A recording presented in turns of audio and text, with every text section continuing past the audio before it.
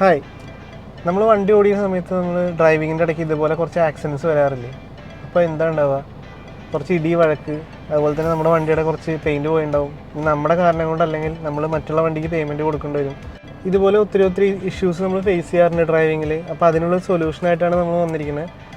ഇത് ഷൂട്ട് ചെയ്ത വീഡിയോ അല്ല, റിയലി എൻ്റെ ലൈഫിൽ ഉണ്ടായതാണ്. കഴിഞ്ഞ സൺഡേ ഞാൻ ഡ്രൈവിങ്ങിന് പോകുന്ന സമയത്ത് യാദൃശ്ചികമായിട്ടൊരു ആക്സിഡൻറ്റ് സംഭവിച്ചു. അതെൻ്റെ തെറ്റുകൊണ്ടാണോ അതോ ഓപ്പോസിറ്റിനുള്ള ആളുകൊണ്ടാണോ എന്നുള്ളൊരു കൺഫ്യൂഷൻ എനിക്കുണ്ടായിരുന്നു. പക്ഷേ അത് സോൾവ് ചെയ്യാൻ പറ്റിയത് 360 ഉള്ളതുകൊണ്ട് മാത്രമാണ്. നമുക്ക് നോക്കാം.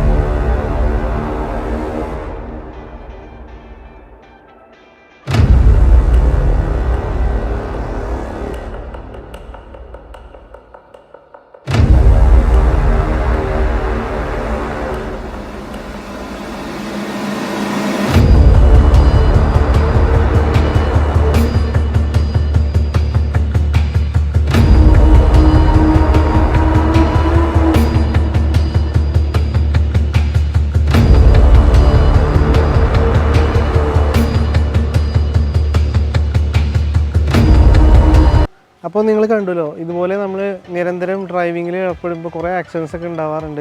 ചിലപ്പോൾ ഒരു ചെറിയൊരു എക്സ്പെൻസ് മാത്രമായിരിക്കില്ല, ചിലപ്പോൾ അതൊരു വലിയൊരു ആളുടെ ജീവനോ അങ്ങനെയൊക്കെ പ്രശ്നങ്ങളായി മാറാം. ചിലപ്പോൾ നമ്മുടെ പ്രശ്നം കൊണ്ടായിരിക്കില്ല ഇത് ഉണ്ടാവുന്നത്, ഓപ്പോസിറ്റുള്ള മറ്റുള്ള അശ്രദ്ധ കൊണ്ടായിരിക്കാം. പക്ഷേ അത് കൺവിൻസ് ചെയ്യണമെങ്കിലോ അതിൽ നിന്ന് രക്ഷപ്പെടണമെങ്കിലോ കറക്റ്റായിട്ടുള്ളൊരു എവിഡൻസ് തന്നെ വേണം.